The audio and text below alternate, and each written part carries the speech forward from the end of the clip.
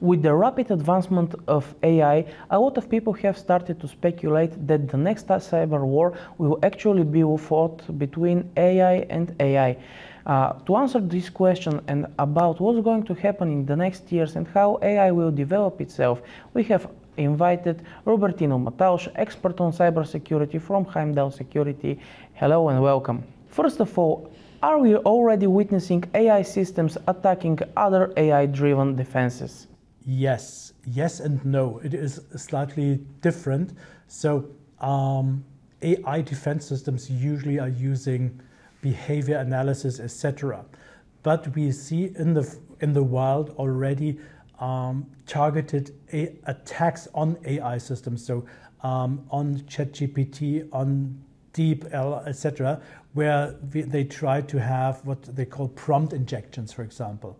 So they are attacking directly the AI systems, but not the AI defense systems. So that is like in the beginning of ChatGPT, when you started, please create me a script that is attacking that directory, for example.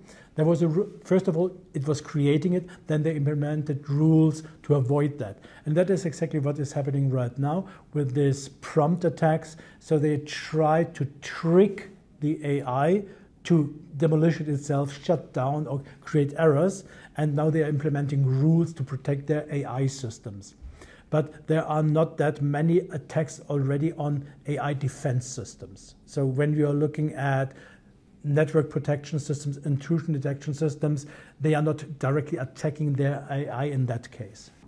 What are the most common AI-powered tactics used by cyber criminals today? It is, there is a saying, old wine in new bottles at the end. AI is empowering more people to attack systems, and they are using it for the polymorph, for example. So they are creating malware that is then renewing itself, polymorphing itself. So what they are doing is they are using the same tactics and technologies, but the AI part is increasing the impact and makes it easier to automate that. In the good old days, before AI, you had to have a developer team that is then creating a polymorphing algorithm, etc. Now you have AI doing that with an agent for you.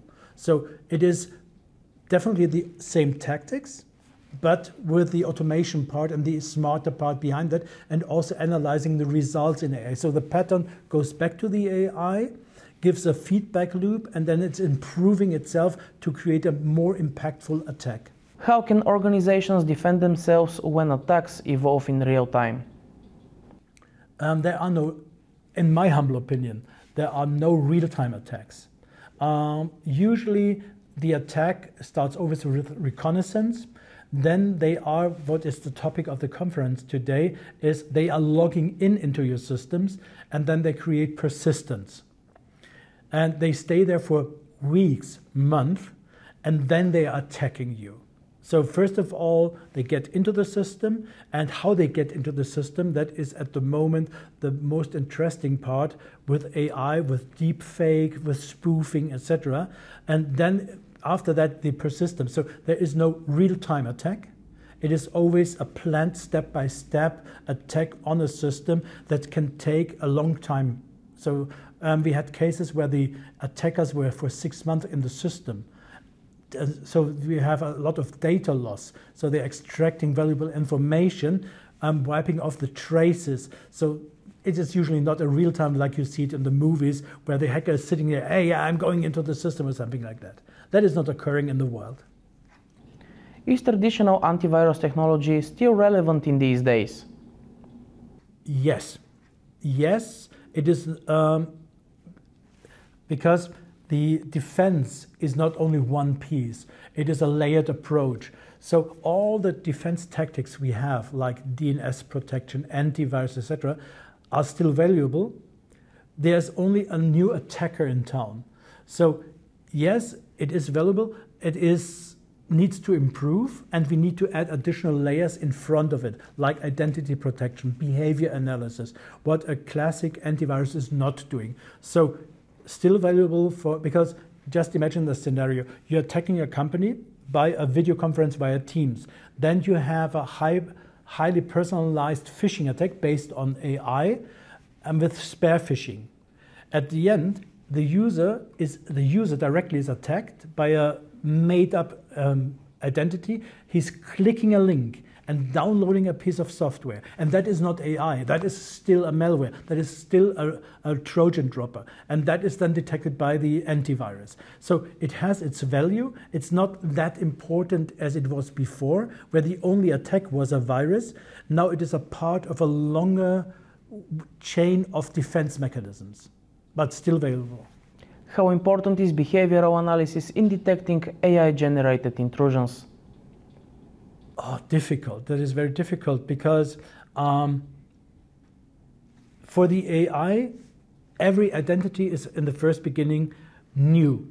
So if you start with the AI defense on that behavior analysis, every identity, the right ones and the wrong ones, the cloned ones, are identical new.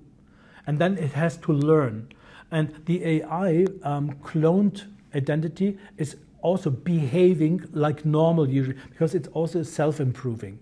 So it is a difficult question and hard to answer. It's strongly depending how good the detection mechanism is and what is a real human. So the better the learning system is, the better the defense is. What does breaking the kill chain mean in practical cybersecurity terms? The kill chain starts usually with reconnaissance, social engineering, etc. So, there is a certain part of the whole process where you have no technology. So, breaking the kill chain with defense systems like from Heimdall, you can start with email checking, phishing, spear phishing, behavior analysis, intonation, etc. And then you have the layers DNS security to block command and control servers. You have the antivirus. You have just-in-time rights, etc. So you have that defense here. It's a little bit like a fortress where you have different rings to defend the precious things inside. So you have a lot of technologies around that, but the weakest point is still the human guy. So social engineering, as I said before, fake Teams calls, deep fake voice calls, that is something, automated MFA attacks, everything like that. That is the beginning of the chain. And then they are forging link by link. So from that information, they are creating a super personalized phishing email.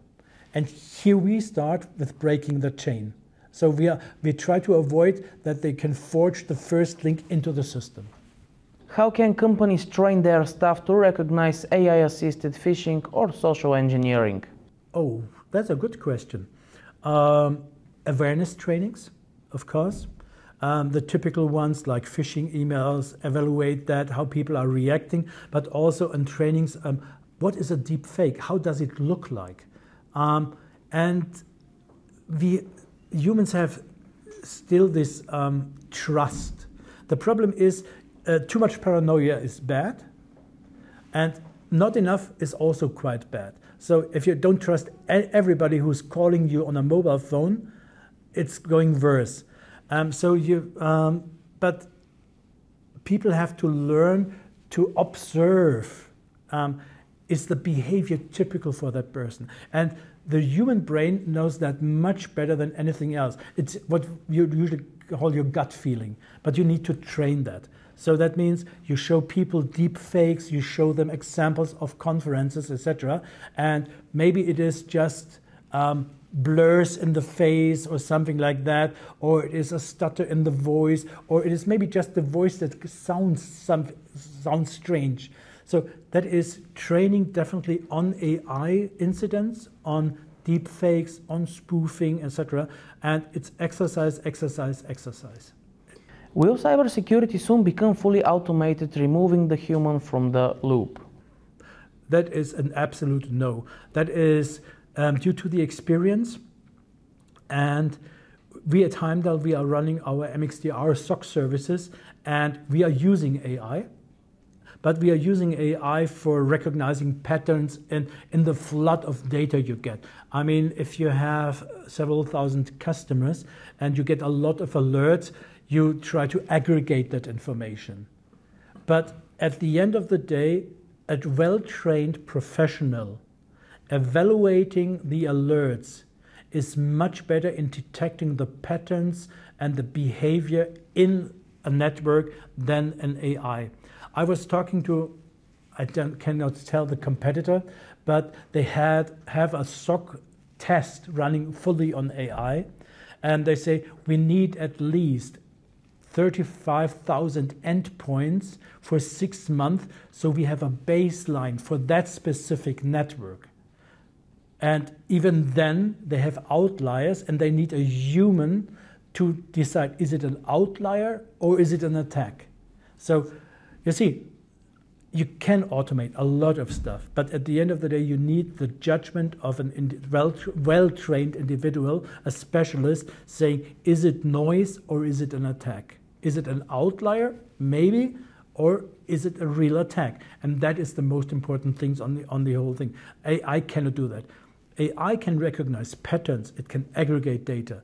But at the end, you need the human brain, the human experience to decide.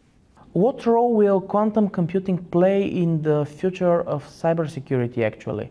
Definitely on encryption. So breaking encryption keys is the thing, definitely for quantum computers.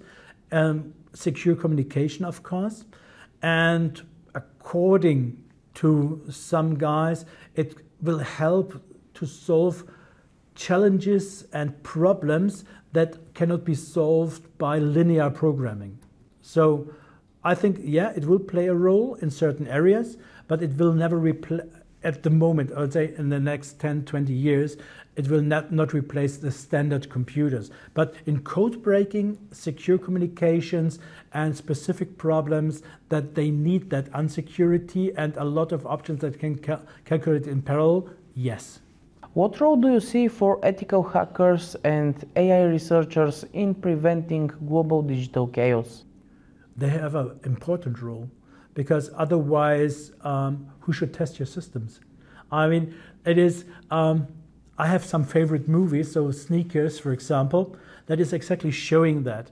You need somebody who is playing the bad guy without being the bad guy. And we need these researchers, we need the ethical hackers to show us the weaknesses, because when I'm designing a system, I have a bias on that. And I need an external experienced hacker to really make it bulletproof. So we need them. All these ethical hackers are absolutely valuable for the cybersecurity environment. Otherwise, no, not good. Simply not good. And finally, one last question. How do you expect AI-driven threats to evolve over the next 12 months? The threats, well, they will get faster, more impactful on the individuals. I expect them to be more targeting on the individuals. And of course, analyzing patterns in networks. So I can imagine that, for example, if you penetrate a network. So first of all, they make it easier to get into the network by social engineering, etc. What I mentioned before, spear phishing, emails, and.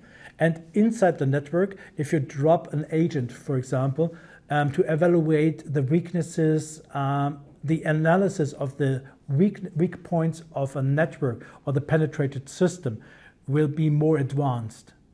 And then the results can reverse into, again, automated pattern, polymorphic algorithms, data loss, etc. So they can optimize the process and automate it much better than before. And maybe they can penetrate deeper into the systems than before.